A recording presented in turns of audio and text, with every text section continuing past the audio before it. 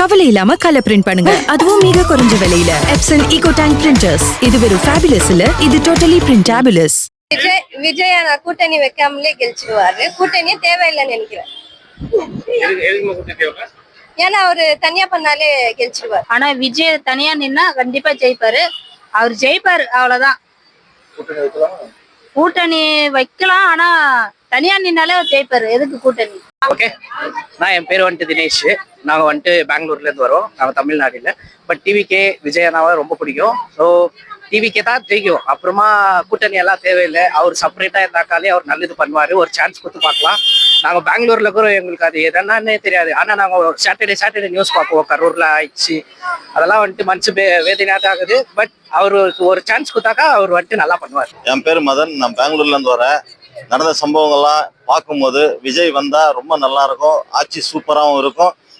பொதுமக்களுக்கு தேவையானது எல்லாமே கிடைக்கும்ன்ற ஒரு நம்பிக்கை இருக்குது. பிளஸ் இன்னும் யங்ஸ்டருக்கு is the one of the genuine person. இந்த ஆட்சிக்கு அவர் வந்தா தமிழ்நாடு டோட்டலா மாறும். 100% கண்டிப்பா வைக்கலாம்.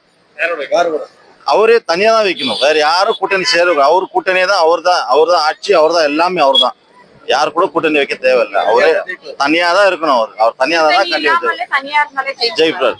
அவருக்கு நாங்கெல்லாம் ஒருவேளை எங்களுக்கு தமிழ்நாடு ஓட்டு இருந்தா கண்டிப்பா நாங்கெல்லாம் நிக்கிறோம்.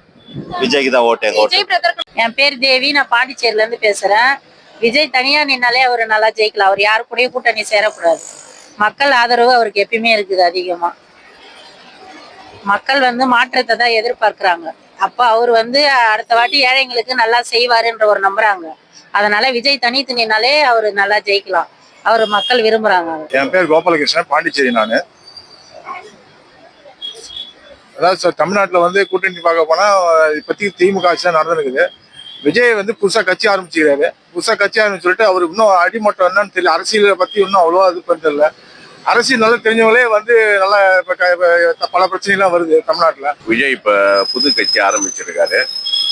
இந்த 2026 தேர்தலில் போட்டியிடுவேன்னு சொல்றாரு.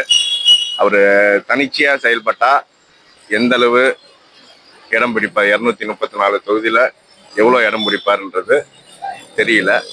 பட் ஆனால் கூட்டணியில் போனாங்கன்னா அவர் ஒரு கணிசமான இடங்களை வரலான்றது என்னோட கருத்து. விஜய் தனியாவே நிக்கலாம்.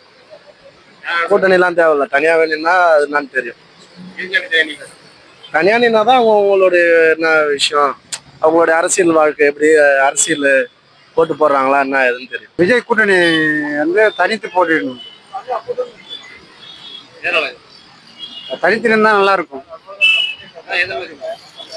கூட்டணி கூட யாரும் வேணாம்.